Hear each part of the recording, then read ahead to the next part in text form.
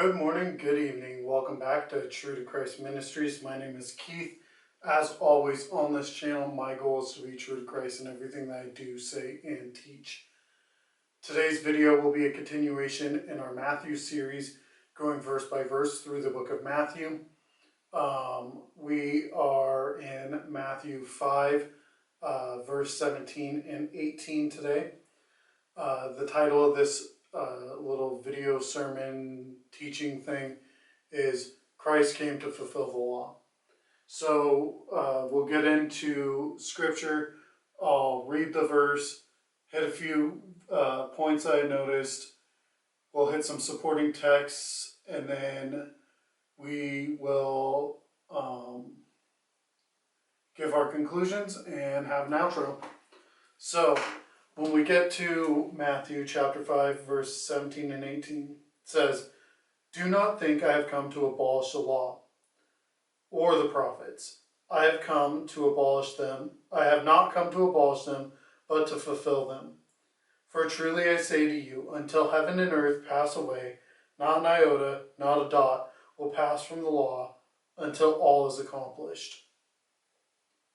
So the first thing that I notice is that there's this preconceived notion that Christ is detecting amongst his disciples. And it's pointed out with, "Do not think that I've come to abolish." Meaning that there was this thought that the purpose of the Messiah was to get rid of the law, to abolish it. And then he immediately corrects that and says, "I have not come to abolish them, but to fulfill them." And so the word abolish in the Greek is the word katalysei or katalysai. It means to wipe out, set aside, or abolish. And so what he's saying is that until heaven and earth pass away, not a dot, not a tittle will pass from the law until all is accomplished. So there is a point when the law will be abolished or set aside.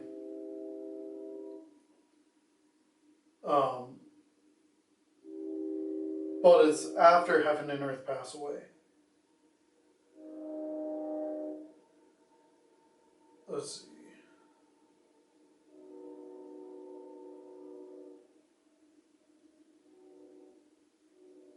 So then we see that it says until, let's see, not a dot, not a tittle will pass away from the law until all is accomplished. What is the all that's being described there? And so when we see that,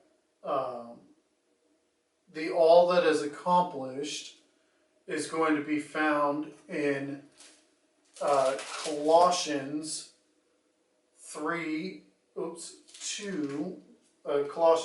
2, verse 14,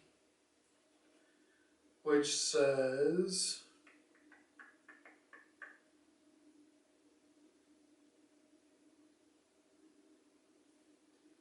"By canceling the record of debt that stood against us with its legal demands, this he set aside, nailing it to the cross.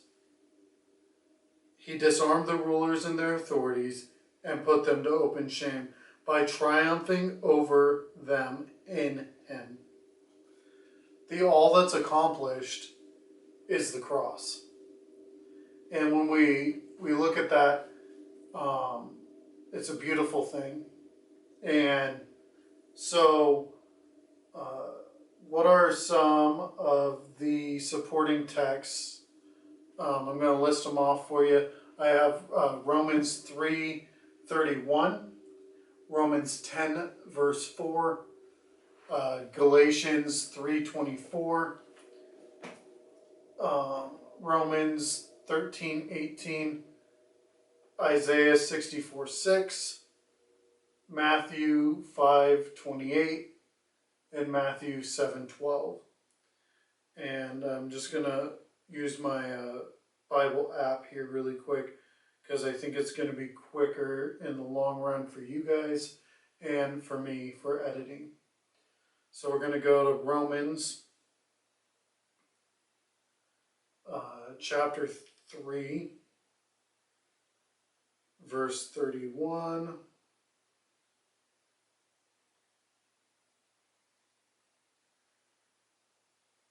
Do we then overthrow the law by this faith? By no means. On the contrary, we uphold the law. And so Paul seems to be affirming keeping the law, but let us not stop there.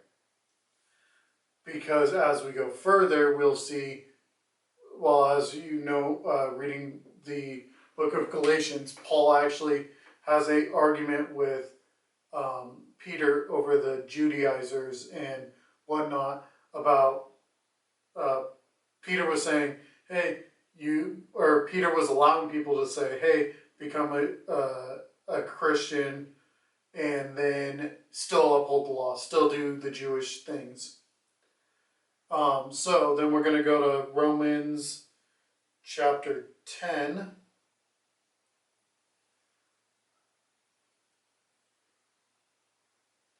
And we're going to look at verse 4, which says, "For Christ is the end of the law for righteousness to everyone who believes." So, one of my favorite quotes from Mike Winger is, "We do good to not assume that authors are idiots." So, the New Age atheists or the pop atheists would say, Paul contradicted himself. In Romans 3, he says that we're to uphold the law. In Romans 10, he says the law is done away with through Christ for all who believe. Which is it? So the answer would be Paul's not an idiot. And to believe that Paul obviously has a meaning that makes sense. And so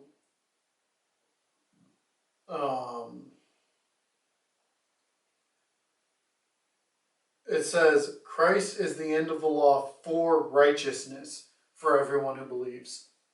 You can still keep the law, but it is not for righteousness. Your righteousness is bought with the cross. Your righteousness is not bought with keeping the law.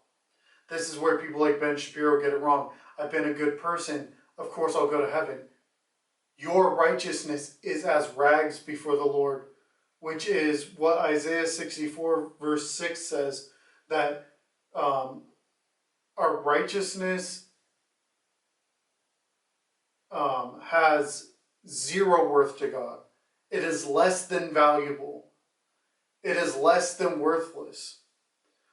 The term filthy rags, I believe in Peter, it means the menstrual rags. So what women discard every month is how our righteousness looks to God.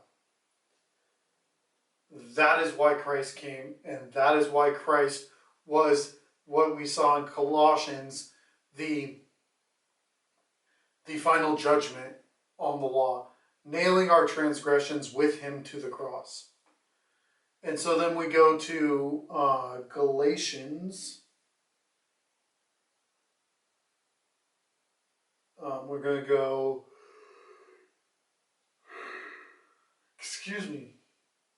chapter 3.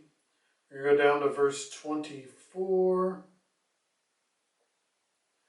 So then the law was our guardian until Christ came, in order that we might be justified by faith.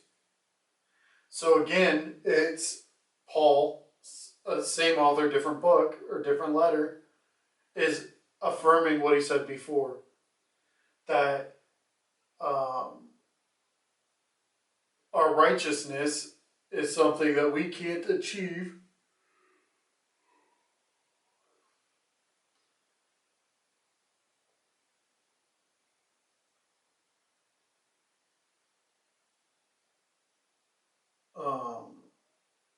The law was our guardian until Christ came. After Christ came, we could achieve righteousness through Christ. Before that, we had to use the law. And how do we fulfill the law?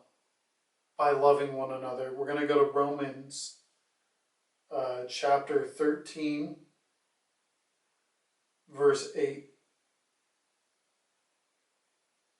Owe no one anything except to love each other. For the one who loves another has fulfilled the law.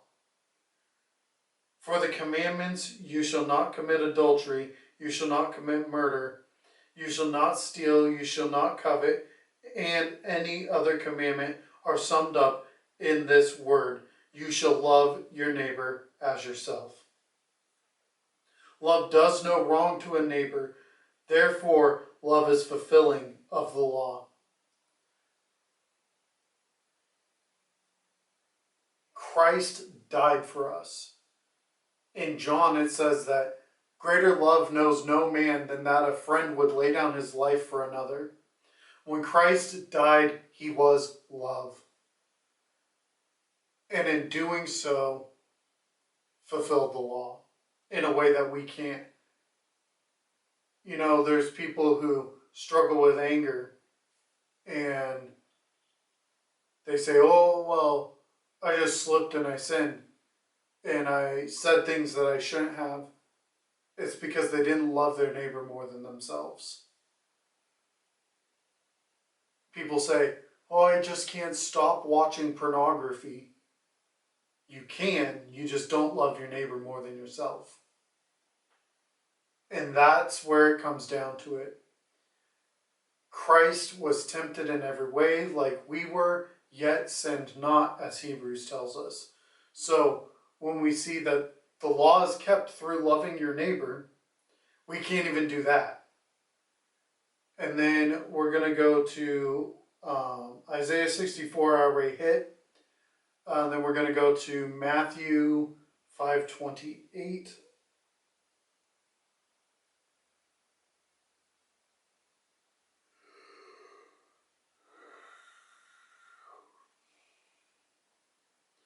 But I say to you that everyone who looks at a woman with lust and lustful intent has already committed adultery with her in his heart.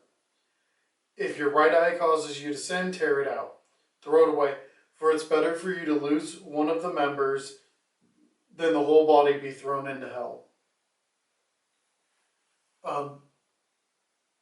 Jesus takes the law for us, fulfilling it, doing something we couldn't, takes that same law and makes it more difficult for us to uphold.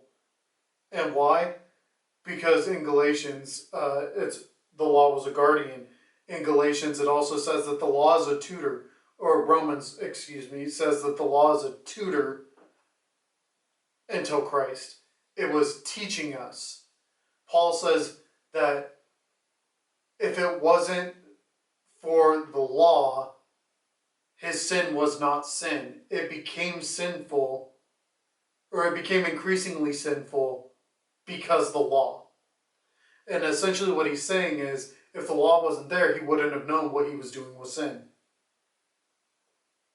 So Jesus takes this law where it's like, hey, don't commit adultery, and says, I'm going to do you one better, bro. Every time you look at a woman, you've already committed adultery in your heart. You can't uphold the law. Now, those period rags, you might as well rub them in poo and then try to give them to God at that point.